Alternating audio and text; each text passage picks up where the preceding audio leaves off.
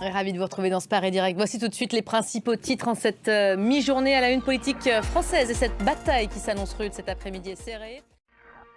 Ravi de vous retrouver pour ce nouveau journal. Nous commençons donc cette édition avec la politique française. Je vous le disais, journée chargée ici en France ce jeudi. C'est la journée où l'on attribue les différents postes clés au Palais Bourbon. Les élus ont rendez-vous à 15 h dans l'hémicycle. C'est la première fois que l'Assemblée nationale se réunit depuis le second tour des législatives anticipées. Et on va plus loin tout de suite avec vous, Flore Simon. C'est l'instant politique. Bonjour Flore. Bonjour Elisabeth. Je le disais, dès 15 h, les regards seront braqués vers le perchoir. C'est le poste à peu près le plus convoité au sein de l'Assemblée nationale aujourd'hui. Oui, c'est un poste important. La présidente ou le président de l'Assemblée nationale, c'est le 4e personnage de l'État. Voilà, on sera évidemment au rendez-vous pour vous faire vivre cette séquence. Merci beaucoup Flore. On ira prendre le pouls à 14 h avec nos équipes qui vont se déployer précisément au sein de cette Assemblée française.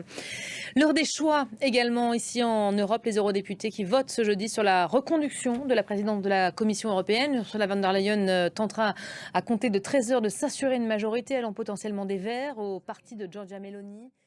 Voilà, Ursula von der Leyen qui tentait de convaincre sur les principaux dossiers du moment, session assez mouvementée, nous disait tout à l'heure notre envoyée spéciale Caroline de Camaret. Écoutez.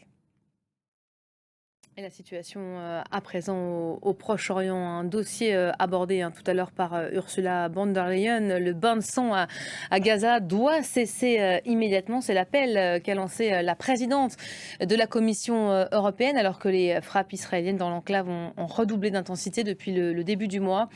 Selon le Hamas qui communique de nouveaux bilans, ce sont plus de 38 800 Palestiniens qui ont été tués depuis le début de cette guerre. Un bilan sous-estimé selon les ONG sur place qui alertent aussi sur les séquelles nombreuses pour la population. Noémie Roche. Et la Convention républicaine de Milwaukee s'apprête à vivre aujourd'hui son ultime journée. Elle sera ce soir marquée par l'investiture officielle de Donald Trump qui dira s'il accepte ou non d'être le candidat du parti pour la course à la Maison-Blanche.